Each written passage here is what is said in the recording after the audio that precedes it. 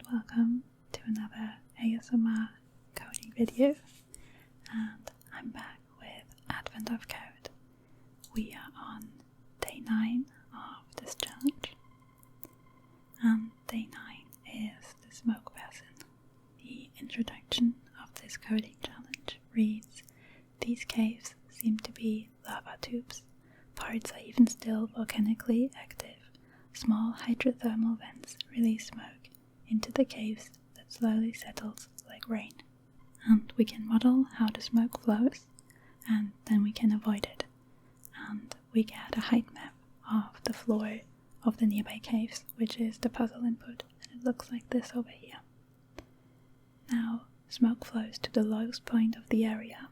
Okay, I jumped over to my code editor, and let's quickly go over what we need to know about the challenge. So, day 9 challenge.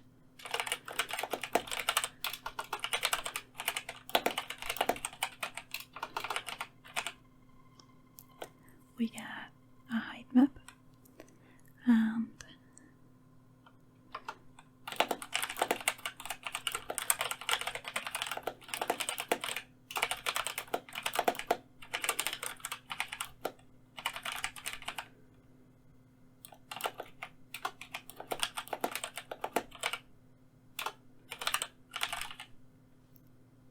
so basically we have this height map, and each number corresponds to the height, and 9 is the highest, and 0 is the lowest possible value.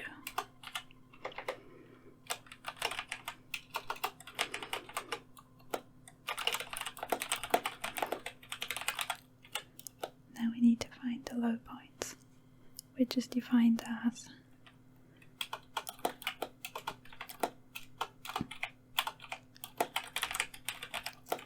locations that are lower than any of its adjacent locations, which is only direct adjacency, not diagonal, so up, down, left, right. Less, of course, if they're on the edge, then they might not have a left neighbor. We have a risk level. The risk level of a low point is 1 plus its height.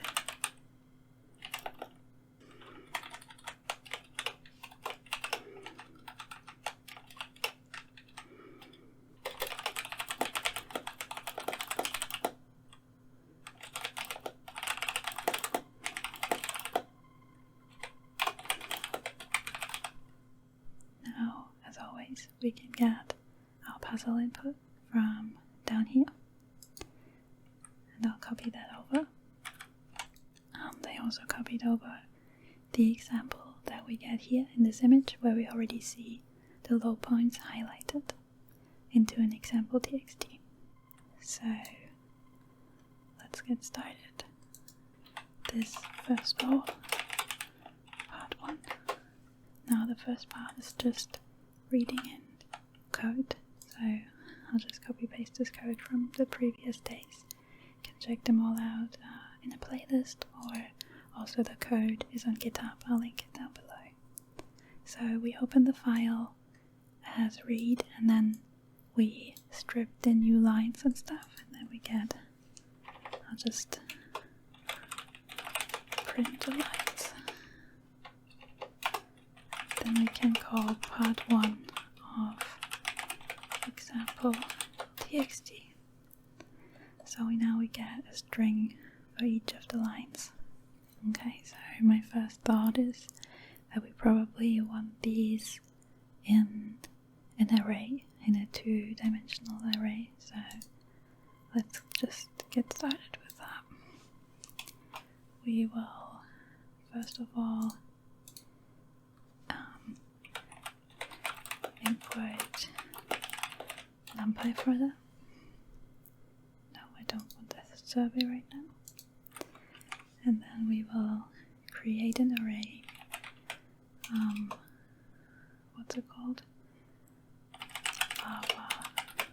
floor will be an array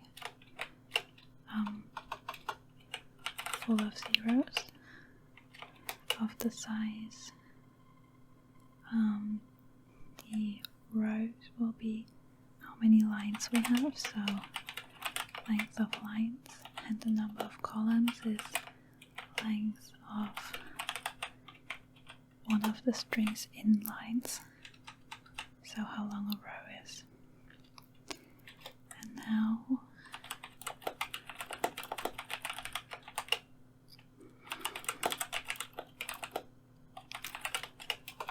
get the character per line, and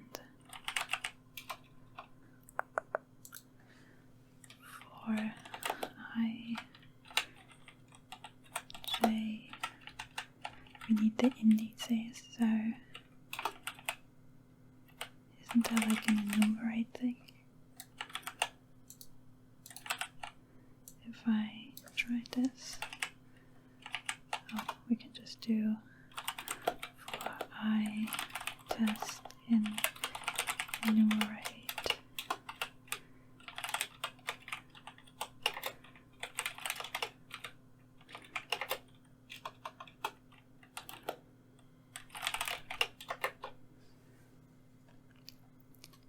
So that's how we get the index and the first character in each position. Okay, so that's, I remember that correct. So we do enumerate of lines, and then also character char is probably maybe a keyword, I'm not sure. This way is better anyways. Also enumerate this one. And then we can do lava flow of ij is end of char entry. Then we can display lava flow. Oh, and we need to still call that with example.txt. Okay, that looks good. I mean, it's still floating point as a data. Can I just do dtype np int, I don't know, oops, int 64, yeah, I suppose. Okay, now we don't get the points after each number because that looked a bit cluttered. Now, is there a smart way to get all the neighbors? I can't really think of a smart way right now. So we're just gonna do it pretty brute force. Oops. So let's create a function.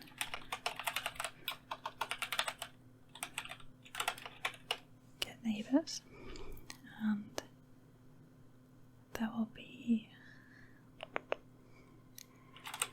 row index, column index, floor, board,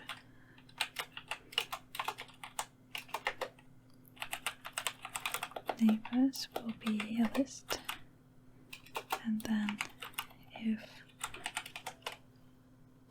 left is column index -1, if that is bigger or equal to 0, we do neighbors append floorboard of column index -1 row index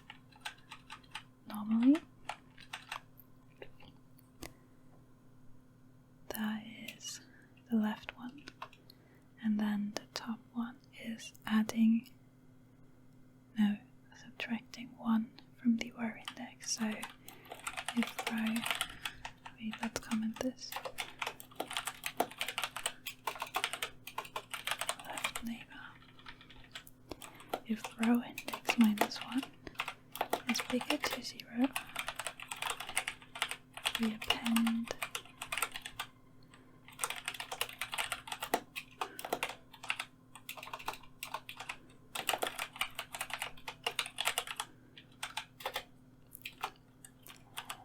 now there was the top neighbor, and now the right neighbor is column index plus 1 is smaller than floorboard size.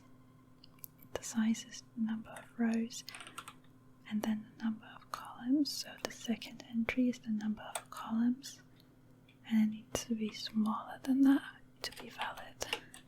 And in that case, we can append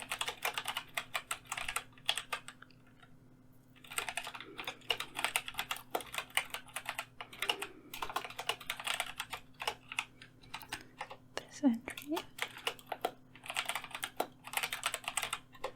And finally, the below number if the row index plus 1 is smaller than floorboard. Oh, it's not size, I think it's shape. We'll see that. But now the first one because it's the rows. And then append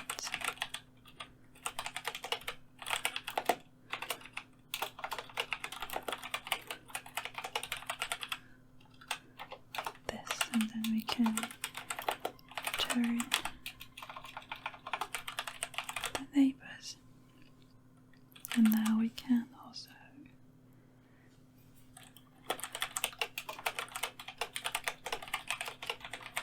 check your flow point with the row index and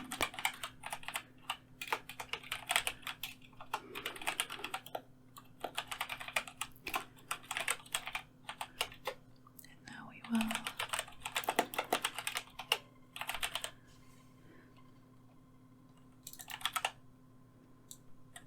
get the neighbors of exactly that.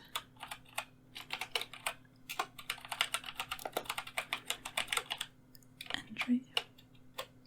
It's a low point if floorboard row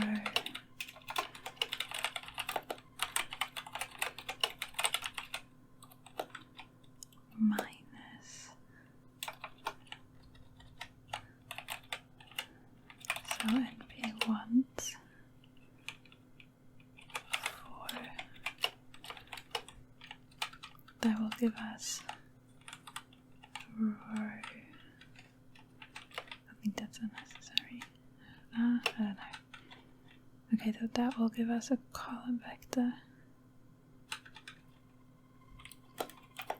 Can you do a column minus a list?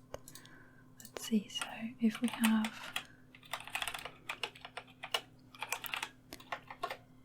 that is a column vector, and now if we do minus 1, 2, 3, 4, what happens? Nope. What if it's a row instead? So 1, 1, 1, 1, minus 1, minus 2, minus 3, minus 4. Okay, so let's do that instead. What if this is d-type int? That looks better. Also means I don't need int64 here. Okay, so we can, in this one, create a row and subtract the neighbors of the entry, and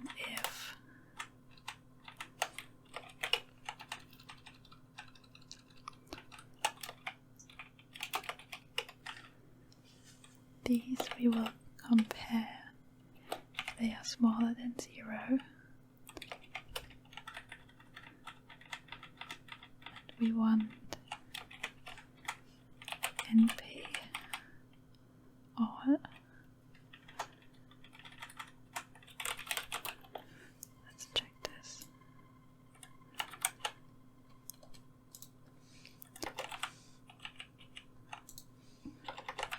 What's our example here? Let's pretend this is 1 and the neighbors are this list.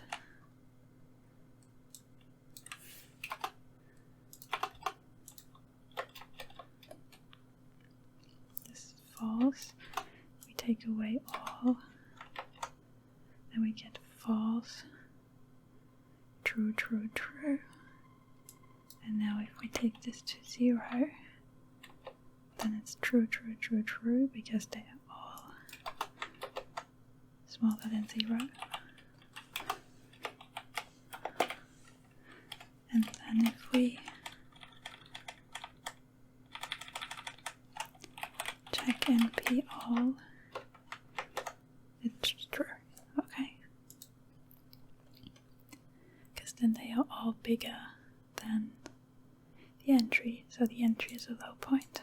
Okay, so this should return true if this entry is a low point. Okay, so now we will, for I in range lava floor shape 0, and for j in range lava floor shape 1, we can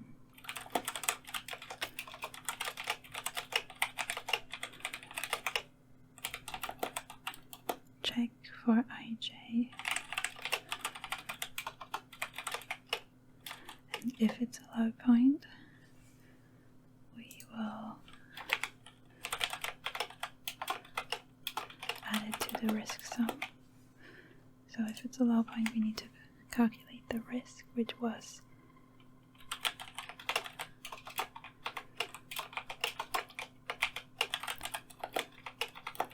risk sum plus 1 plus the height, so lava floor ij.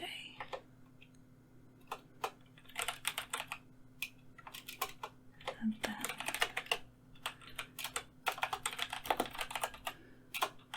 we will print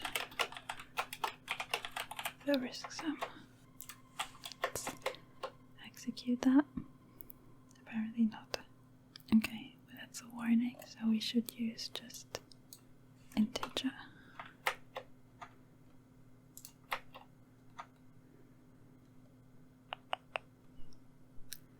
Okay, so this will depend, right? So if we only have 2 neighbors or 3 neighbors, if it's a corner tree, then this shouldn't be 4. So this should be length of neighbors. Let's try again. So this gives us 15, which is the example. Okay, so now let's try the real input. 0.2 seconds, that's still fine, and apparently the solution is 564. Let's try this. Submit. And that's correct. You are 1 gold star closer to finding the slide keys. Continue to part 2, which will be slightly more difficult. Okay, so what we're doing in part 2 is finding basins. So here, this 1 is a low point because it's smaller than the 9 and the 2. And now all the locations that will flow downwards to this low point are in its basin. So in this case, the 2, if you put water on there, it would flow downwards to the 1, and similarly the 3 would flow towards the 2 because 9 and 9 is bigger. Locations of height 9 do not count as being in any basin, and all other locations will be part of exactly one basin. And now we are concerned with the size of the basins, which is the number of locations within it. So this has size 3, which are those 3 highlighted numbers. And now our goal is to find the 3 largest basins and multiply their sizes together. So again, brute forcing, my first idea would be some sort of recursive thing.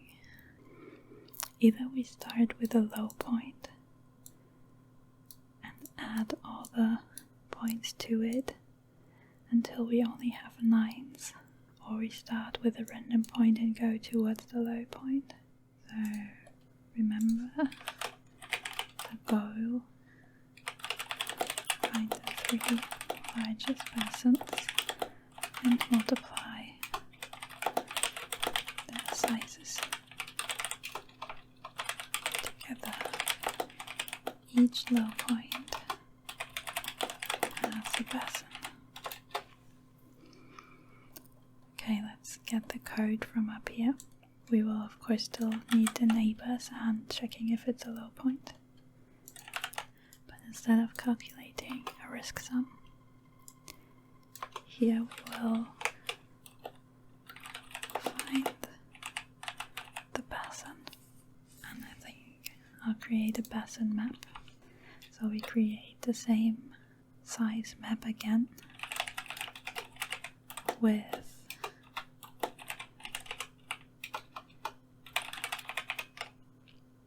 the same shape as, like I said, the lava floor. So lava floor shape.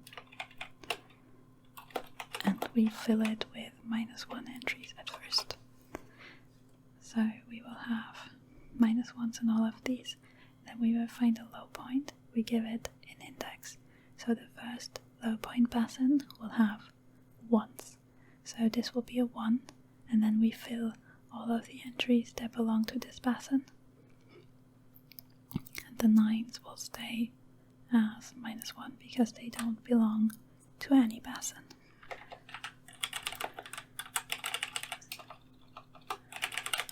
Mark basin and row index, column index, floorboard, and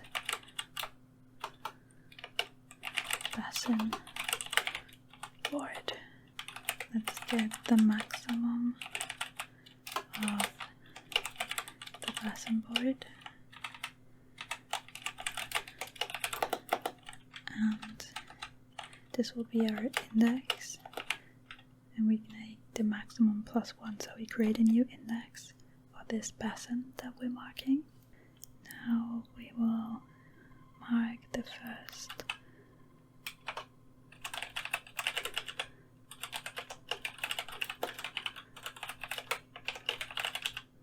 entry with this basin number.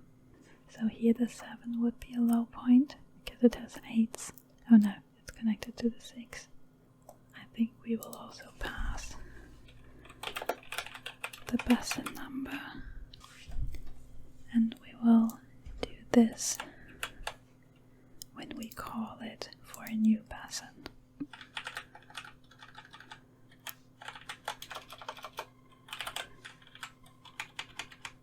And we will call mark basin, I think I called it, yeah, with ij lava floor basin map, and this new basin number. Now we want to get all of the neighbors that do not already belong to a basin and aren't 9. So we get unmarked basin neighbors for this row and column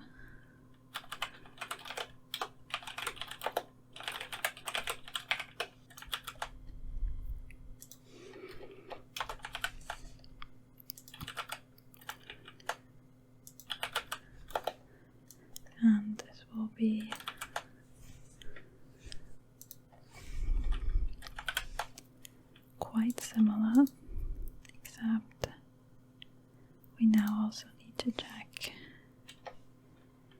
if the floorboard, getting on my nerves, we're renaming this to J and this to I.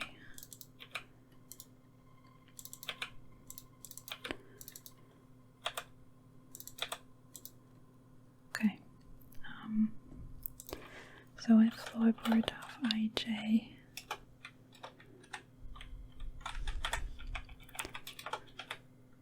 minus 1 is smaller than 9, and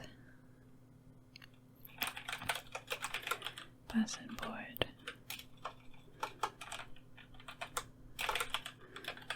of IJ minus 1 is not minus 1. Then we can, here we save the indices, I think. So here it's I minus 1.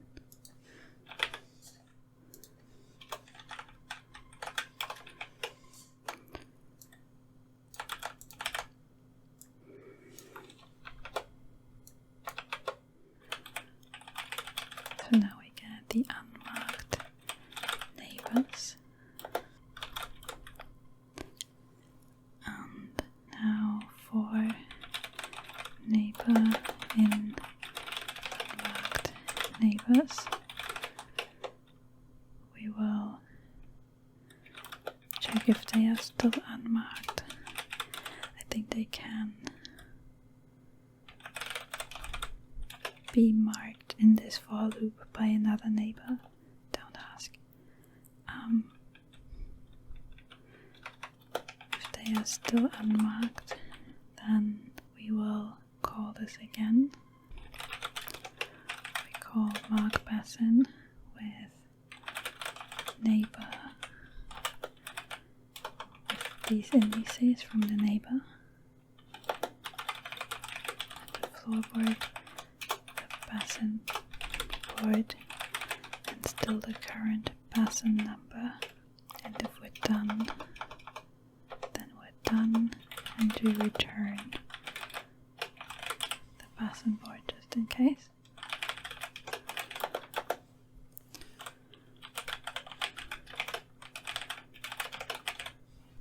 No idea if that works. Yeah. So let's call part 2 of example.txt. Yeah, that definitely didn't work, did it? So we only marked this and this, which are... Oh no, we only also marked this 0, 1, 2, and 3, but we never marked any of the neighbors.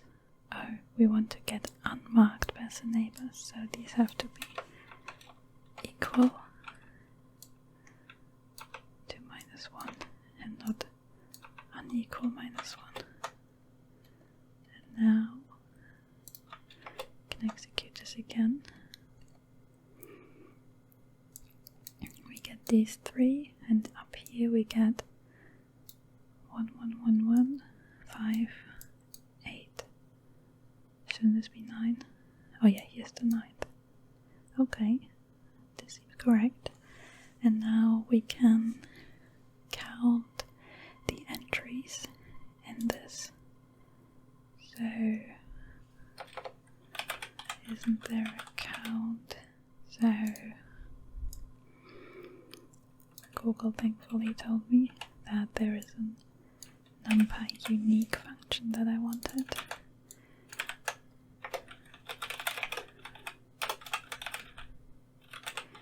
Unique.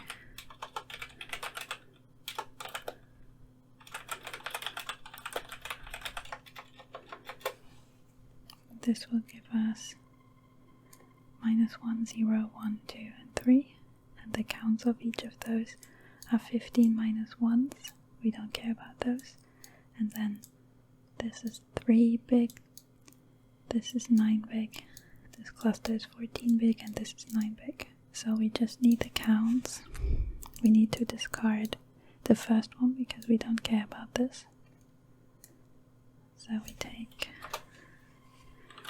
counts from 1 onwards, and we sort it.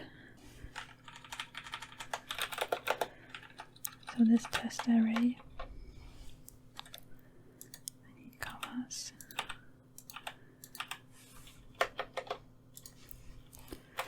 So now test from 1 onwards is exactly this, and we still need to sort this.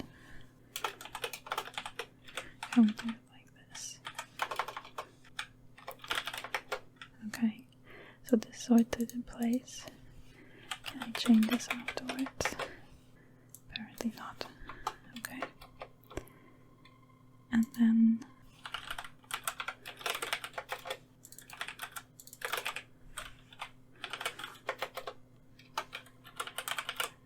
we can do reverse equals true, and now we get 14, 9, and 9 as the first 3.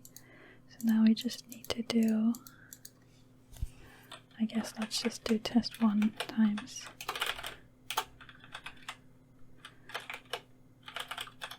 I'll just write this by hand.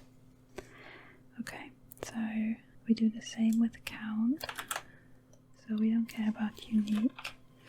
We only want the counts, and we will drop the first entry,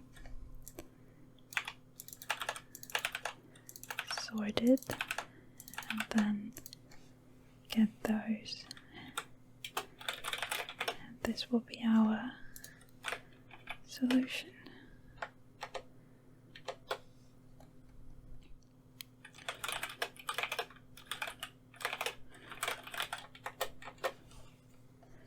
Oh, that's a numpy array.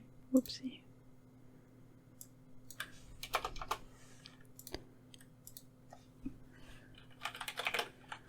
Let's just make it to a list.